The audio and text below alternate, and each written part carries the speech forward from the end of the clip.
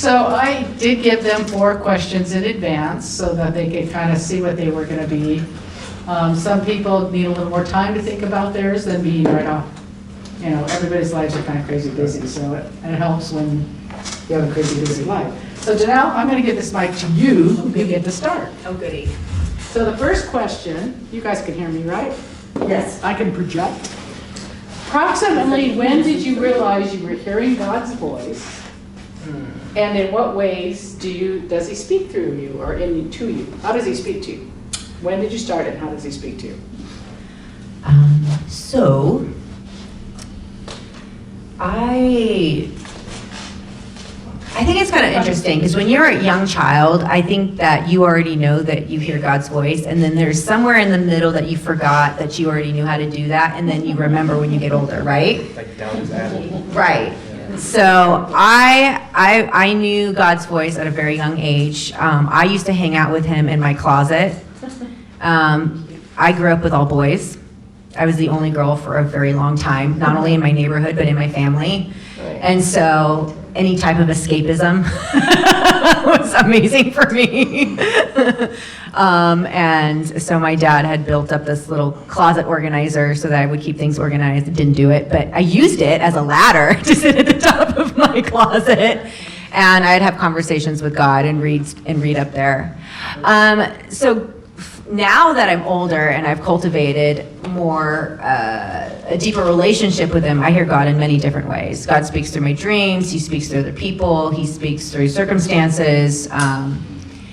A lot of times, a majority of the time where I hear God, actually it's kind of interesting, like it's not even like, I don't even know if I've ever heard him audibly, to be honest.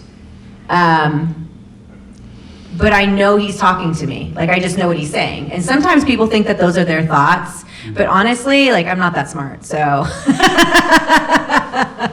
You know, I'm smart in a lot of ways, but like, some of the things that, I mean, I could not, like, there's no way I would have been able to do the stuff that I'm able to do without him, without his ideas, without his thoughts, I mean, even this, putting together the 501c3, I mean, there were so many naysayers.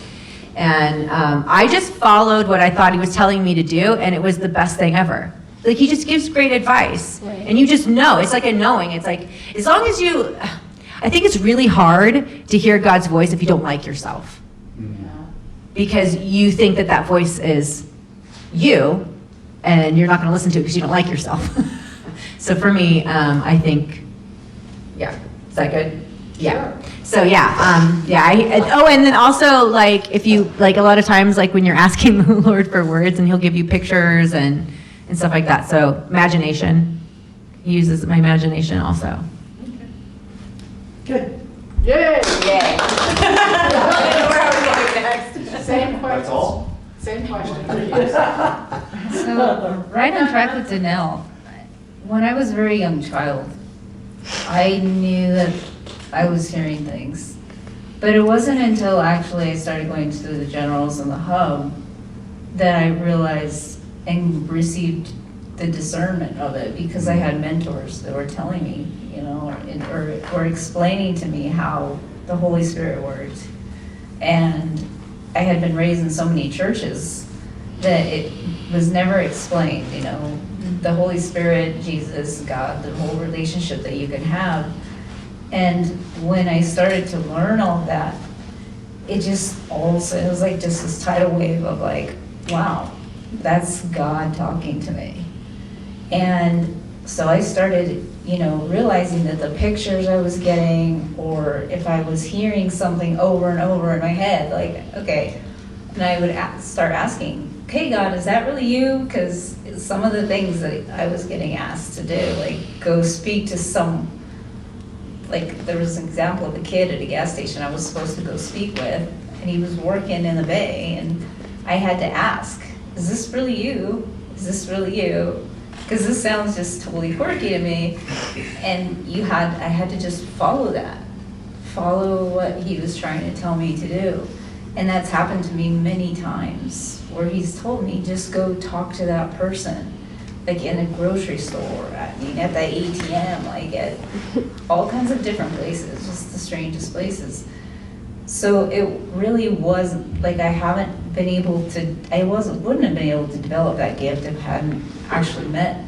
Kim was one of the first people, and then Michelle, like, just to let me understand what was going on. And then I get visions, and they're extremely vivid. Movies. I mean, movies, it's movies.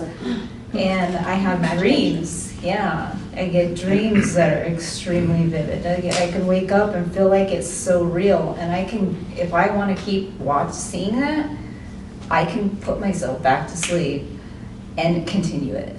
Like, it will just start up again. And, and then sometimes there are words for somebody, like, that I need to go let them know, or like if someone's come to me with something, and then like later on I'll go back to them and I'll actually ask them, you know, does this resonate with you, what we had prayed about? And they'll actually let me know if it does or doesn't, and most of the time it does. So it's kind of very interesting. But there are times where I just know, like she said, I just know that it's his voice, and it's not me, but I make sure to ask anyway. Mm-hmm. I make sure to ask him anyway.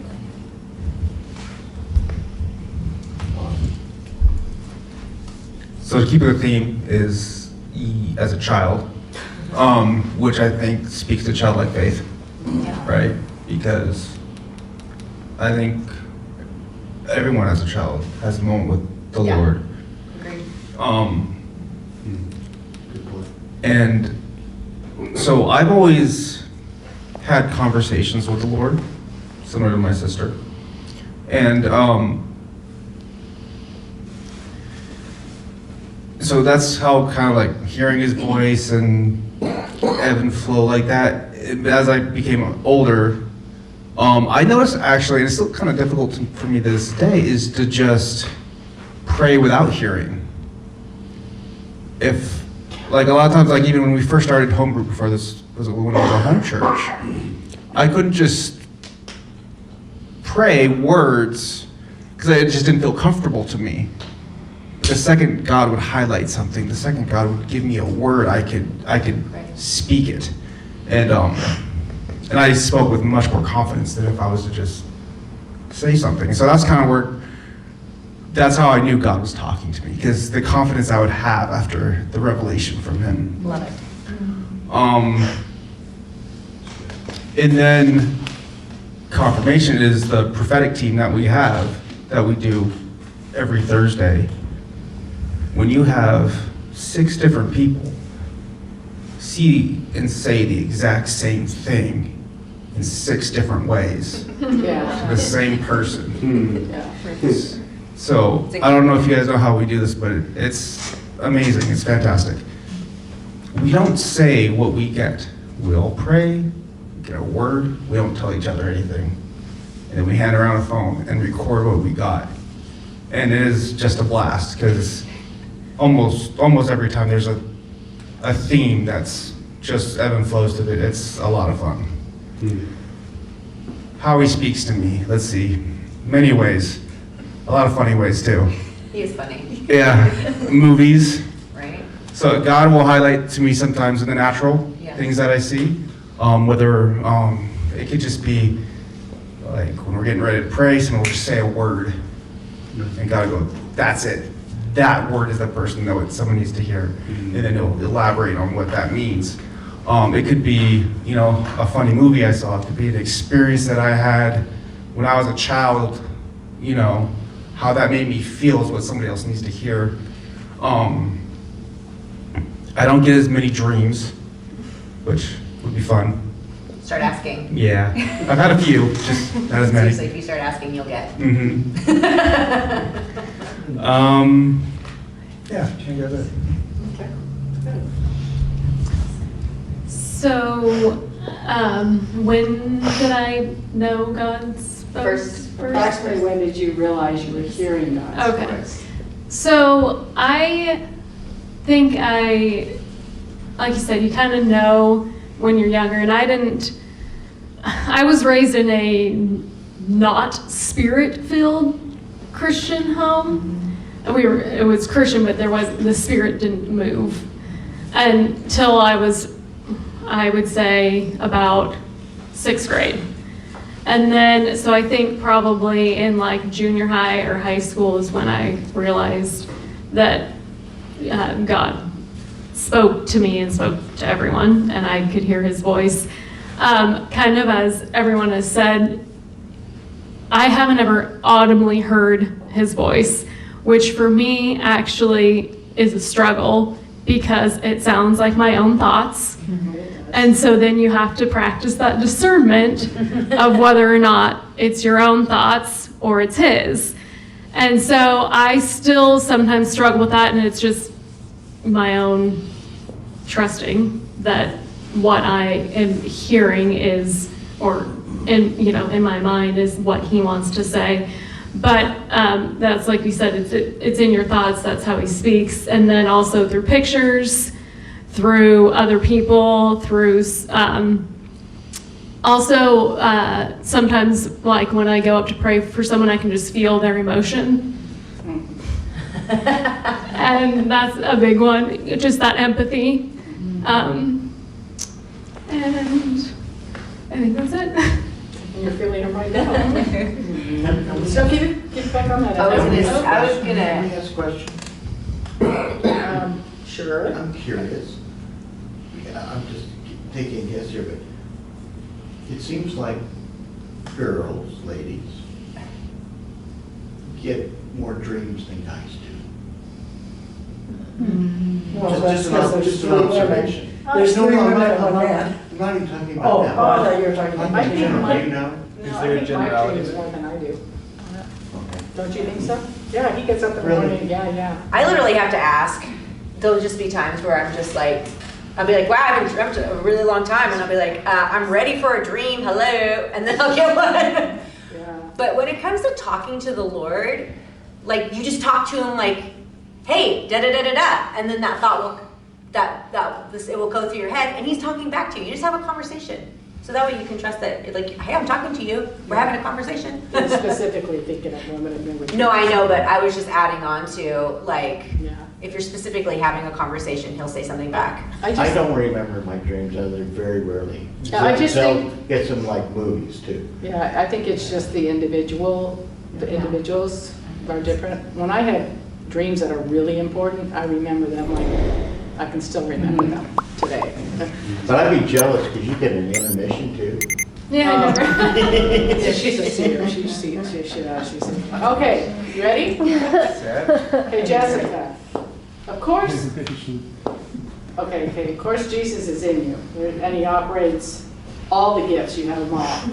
Is there one or two that you operate in more than others, and give examples? For me, I think wisdom. And I mainly, I can't think of like a specific example off the top of my head, but the way he created me is tend to be a more logical type person anyway. And just like Danelle was saying earlier, because sometimes you just think of things and it tends to come naturally to you, but you're like, I don't just know that. It's not something that I already had experience with or I would have just known, so it has to be from him. Yeah, So Good. wisdom. perfect, yeah, word of wisdom. Same question. Same question, yeah. So I operate in the prophetic often, and I noticed that a lot of times it operates through encouragement. Yeah. Even when a word that it might be correction, God gives it to me in a way that it's meant to be encouraging. Amen. That's the way it should be. That's a prophet. That's a good thing. I mean, he's sharing it through his heart because he's love. So this was a little hard for me because it's like different times he'll do different things with me. It's true, you have them all, but whether you're one or two that are the most common Most ones common. you're used in. Most often. lately, I've been feeling a lot of people's emotions, which then leads me to do prayer, which then helps with them healing. Okay. That's good, you gave the example with it. Okay, so main things. Yeah, because you have all the gifts. Yes. You have, and we operate. And I cultivate a lot of those things. But what are your two strongest ones, probably, or one of your? So main gifting is probably inner healing. I get a lot of discernment for inner healing. It's very easy for me to see and to bring people through it. So he definitely uses me as a vessel of that. And then I'd say the second one is joy. I operate in joy 100%. And if I'm not being joyful, like I definitely get really depressed. And then I have to get my head straight. Yeah. Because I'm no fun. Okay, Selena, we'll start with you. How do you affect the people around you? I have a lot of friends. Well, actually, this happened. This happened to me on Friday after church. Literally, I told him the story. I have been affecting people in such a positive way lately that it's been lifting me up. After church at the Generals, I was like, just, I guess, glowing just because of the love of God, and we had wonderful worship and everything happened. And I was at the ATM, and I have my crosses. I usually have my bracelets on, and literally this guy just comes up and just wanted to tell me that I was glowing. I was beautiful because I had looked like I had so much joy, that I was full of happiness, and it was like this whole moment, we had this whole moment of that. And that's been happening quite a bit lately, and then I get the chance, I get people asking me about the Lord. I've had so many people ask me about the Lord lately, just by seeing how I am happy or I'm joyful when I go places, or because of my bracelets or my necklaces, and I've been able to touch people that way. I think they're attracted to the light in you. I think that's what it is. Yeah. It's 100% the light. It's been They're really like neat. Pablo's like her. We talk about this a lot. Okay, Bryce, same question. How do you affect the people around you? So this is one of those questions where it's like group therapy. Yeah. Well, it's so I like to make people laugh. I like to joke around. I like to and which has an effect,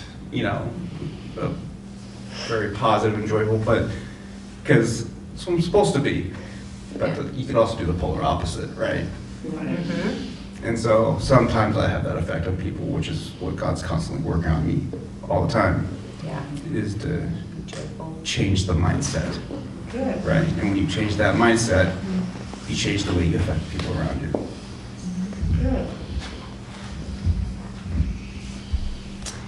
I tend to affect people positively, I think, because I tend to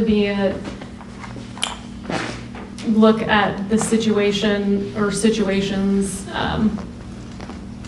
try to get the benefit of the doubt, for lack of a better term, or I try and see the best in people. I don't always, like you said, I don't always do that, but I try to. But I think that I tend to have a pretty joyful, happy personality. I mean, I'm not as maybe outwardly joyful as Danelle, but Not all of us can be crazy. but I tend to think I'm pretty joyful and affect people with that by seeing the best in That's those Grace. around you. That's Grace. Right. What was the question again? How do you affect the people around you? Oh. I've been told that I make people happy because I'm a jokester. I don't take life too seriously. I think that's the main thing, is like, I think we live in a very, very stressful world, and it's getting worse and worse and worse with things that are like on high demand. And so 100% it is my goal to affect people in a positive way that brings joy and love and the release of stress in their life. Because laughing releases that stuff. Stress is like the silent killer, and it like ages you dramatically. It's so bad. So any way that I can joke about a situation, I mean, even if it's an emergency situation, not everybody finds it funny. But I like to bring lightheartedness into stuff. That way we can look at it from a different perspective, because if you look at it through fear, you've already agreed with the enemy. So that's my jam. Your jam? That's my jam. Sticking to All right, Bryce, we'll start with you. Name a time when you felt God rescued you in a situation or an experience. Goodness. Oh my. Let me count the ways. Was this a question? Specifically for you? We'll start with Bryce, and we're done. So actually, I'll tag on to what she just said, actually, about in serious situations, joking around and stuff like that. So I was in an awful motorcycle accident, and so God being there, let's start with that, because this kind of answered the last question too. Terrible motorcycle accidents on the ground, you know, cars, alarms going off by my head, dust is still in the air, and I'm looking up at the sky, and I know I'm in shock, never blacked out. I immediately knew I was in shock, and I knew the pain was coming real quick. And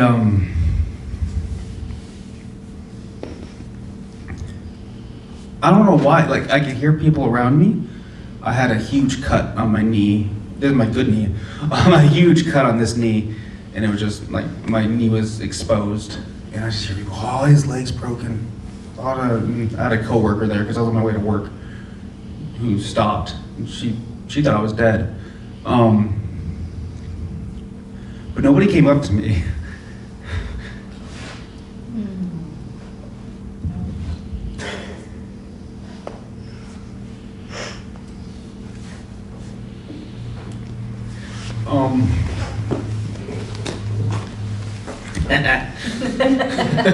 Thanks.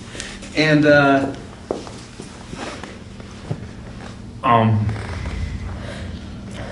I remember wondering, you know, am I paralyzed? And some stranger came up to me. Still don't know who this guy was. He said, "Hey, I'm an EMT. You know, he checked for my response. He's like, how you doing?" And jokingly, I've been better.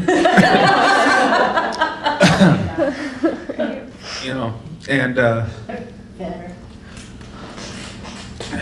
so he squeezes my fingertips. He's like, "Hey, can you feel that?" I'm like, yeah, I can. And he squeezed my toes. Can you feel that? And just instant joy came over me. I was excited.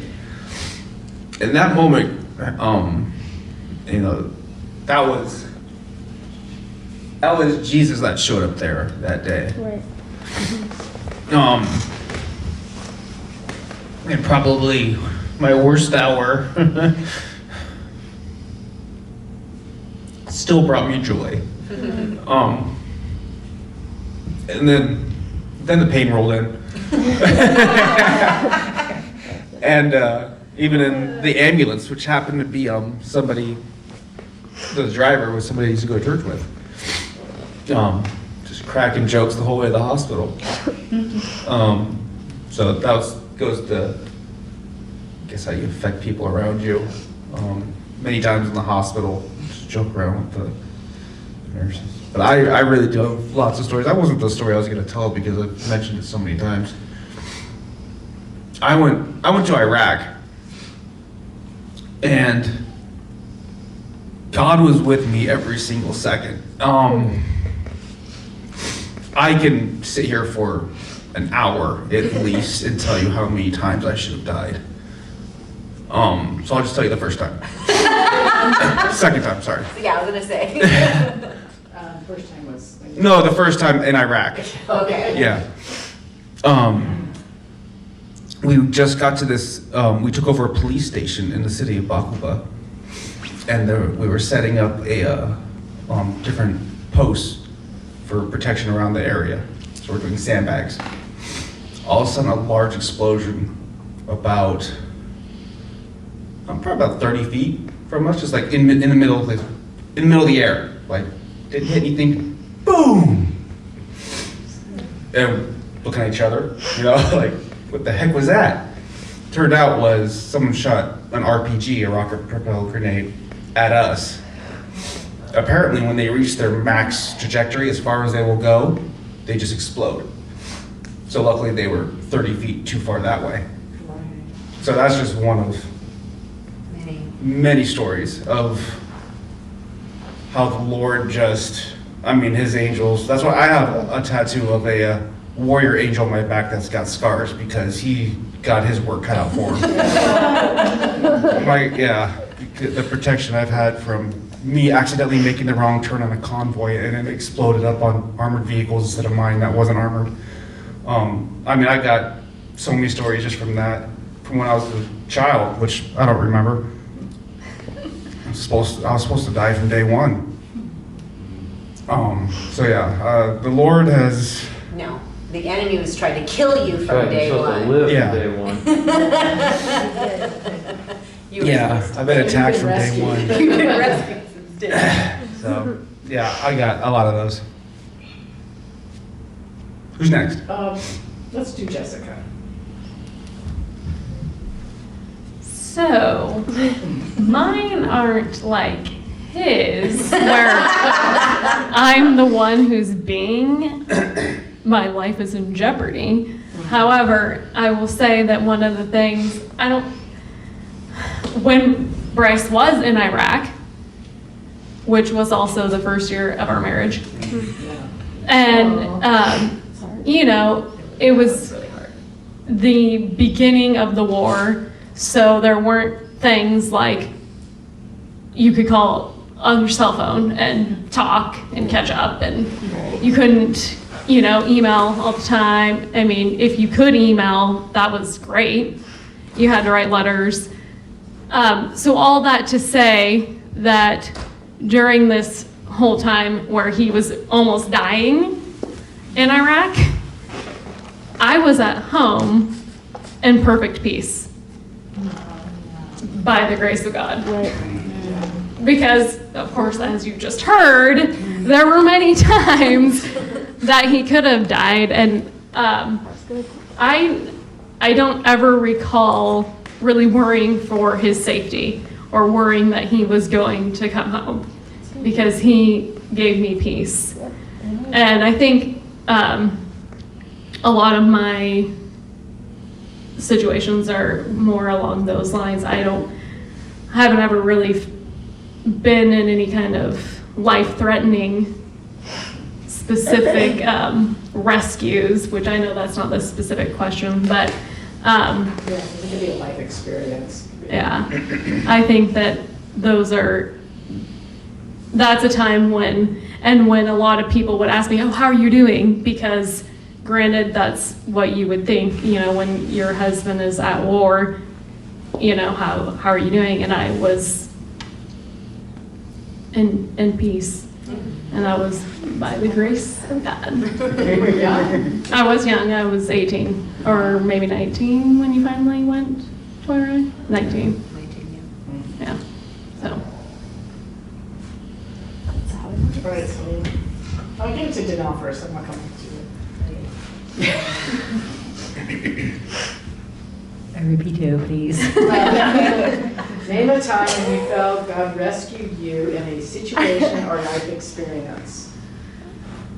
Oh, so many. Okay. Oh, okay.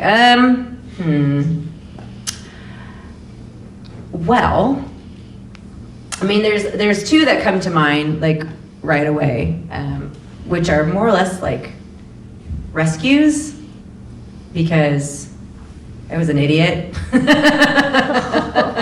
did idiotic things in my 20s. Who didn't? I didn't. To each his own. I'm just kidding about that. I mean, wait, hold on a second. Wait, wait, what?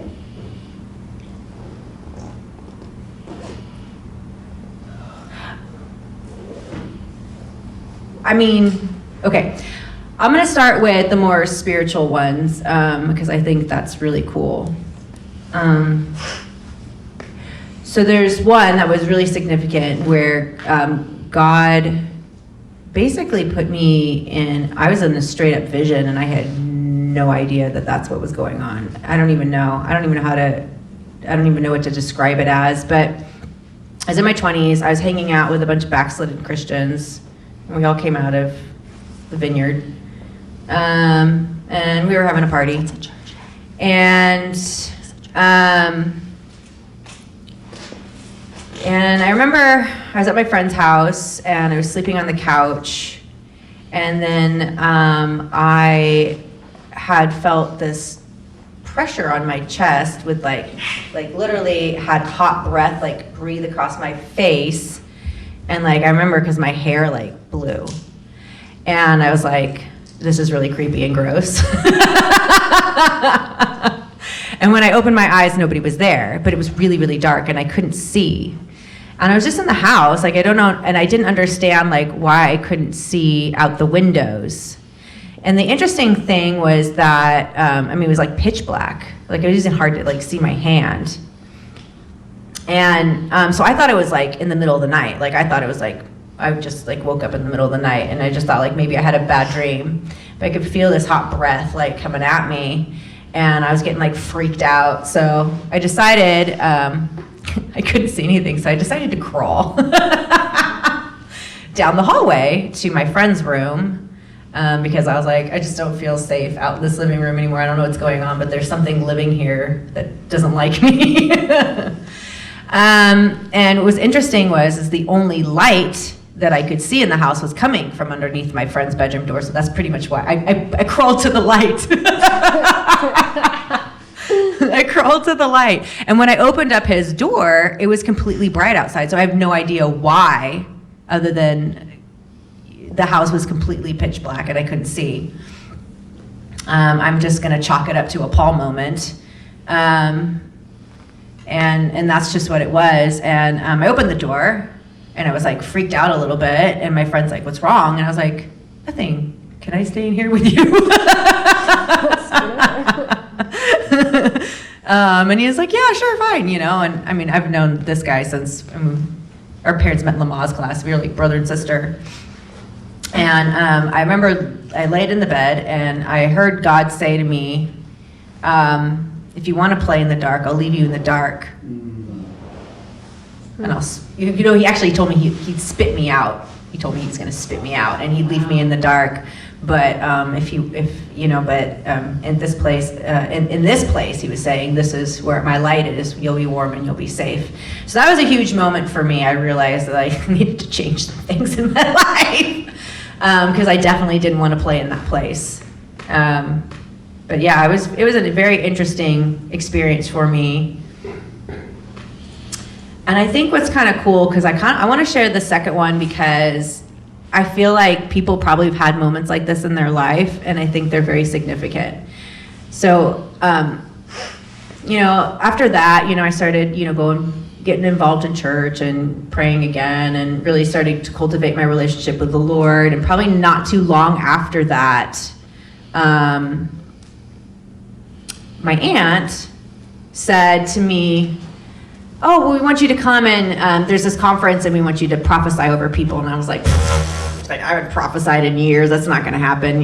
Good luck with that. She's like, no, come. And she convinced me and I said yes. And I was, oh my gosh, I was working, and I just remember it was like I had to drive. I was out in Temecula and had to drive into LA, and it was like torrential rain in Temecula. And my car was sliding all over the place, and there was like so much rain on the freeway that when a car passed you, you know, you got the waves coming over on the other side of the freeways. And I'm like trying to find this place. I hate driving downtown LA, and I'm like trying to find this hotel in downtown LA, and I can't find it. Oh, and before that, I lost a contact. I only had one contact, and then so I went to wear my glasses that day. So I had my glasses on, and I couldn't find the hotel, and I couldn't find the parking. And I remember talking to my dad, and I called my dad because my parents were there, and he's like giving me directions. And I remember like thinking, oh, my dad, he's gonna be safe, you know. And then I get there and I park, and he's waiting for me in the parking lot, you know, into the entrance to the hotel. And I'm walking towards him, and all of a sudden my lens pops out of my glasses. And I'm like a hot mess. And I remember my dad coming, he's like, that's okay, we can fix that. And he picked it up and he fixed it. And I remember in that moment, that's what Jesus is like. Like, you know what I'm saying? He uses people in our lives all the time to make these like specific moments to remind you, like, that's okay. I'm gonna fix your vision. I'm gonna make you safe and secure. You're safe now. And that's kind of how I felt like, and that was a significant thing for me, was that, you know, just because you haven't been doing something or operating it in a long time, that there's no time or space with God. He's just going to bring you in with loving arms. Right, that's good. Yeah, I was thinking about this question, and I started making a list, and when I got up to 16, I figured, oh my gosh, I need to pick one that just has some true significance. Because my family has been told 5 times that I was going to die, and I did not. I fought it. And I couldn't have done it without Jesus or God in the mix. There's just no way. So, I mean, I know you guys, most of you know I got left out at sea, and I was watching the sunset and prayed just to God. I just thanked Him for everything that I'd had in my life, and so then I got rescued, so we won't talk about that one. But my truck accident. I don't know about you being left out. I know, me either. Okay. Well, then I guess we'll talk about that. There you go. Because I had a terrible truck accident too, and there were 2 angels. They had to be angels because when when my truck got completely totaled, and I don't remember the accident at all, and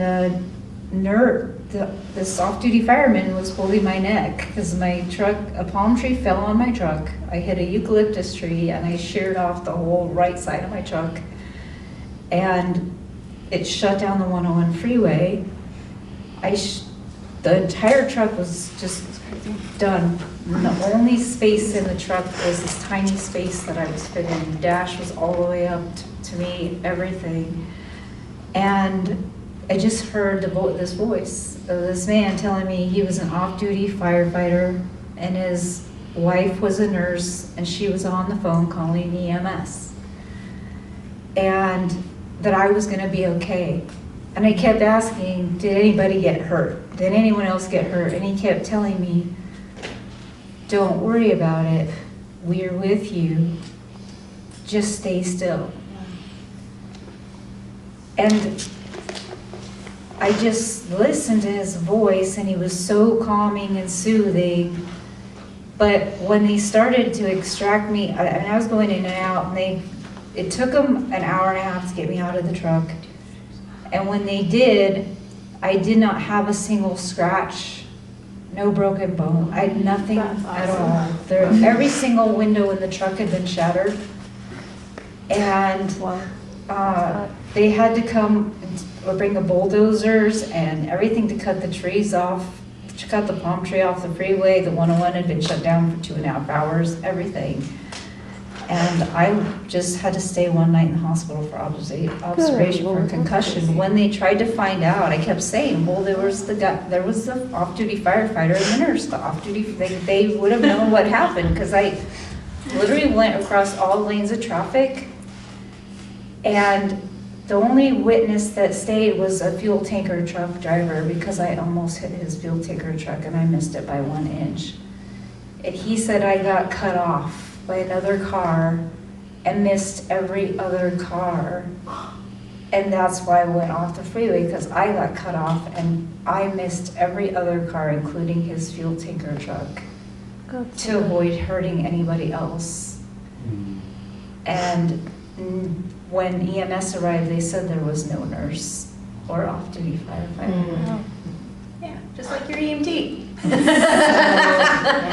It was like, it had to be angels. There's Absolutely. they weren't there to give their story. They were just gone. Then EMS said there was nobody there. I was there in the truck by myself. Wow.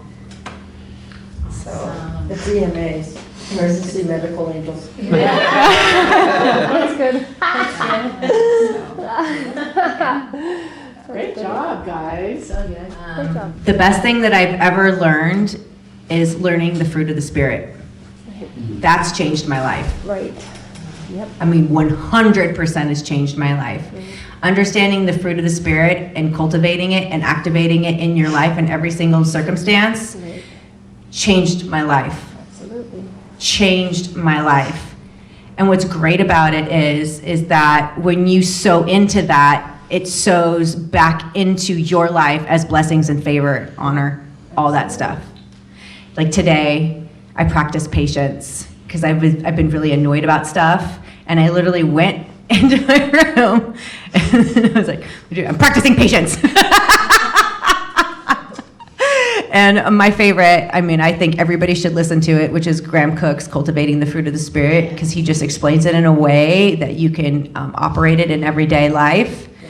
It helps you take your thoughts out of the religious setting and make it practical for everyday earth life.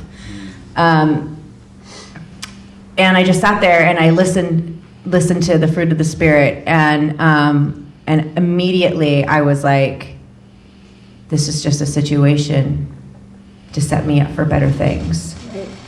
Right. And every time that I practice patience, I always get rewarded. Right. Oh, so I was telling my friend. I was talking to her today. I said, normally what I would do if I'm like feeling down and out and I just like, this is like totally naked honest. I will call people that will encourage me or make me feel better so that I feel better about myself, right? And you know, people are really sweet and nice and they give you compliments and they make you feel better and all that jazz. But it should be coming from the Lord. It shouldn't be my go-to. Right. So I really wanted to do that today, and I didn't do that. I practiced patience, and I got my heart and my head in a better space with the Lord. And then I got a bunch of text messages from people that were just random blessing, nice things, and I didn't ask for them. Right. Yeah. So you know what I'm saying? Those are cool things. So every time I practice the fruit of the Spirit in a certain situation, I always get blessed. It's so much fun. That's good. Good stuff. That's my practical stuff.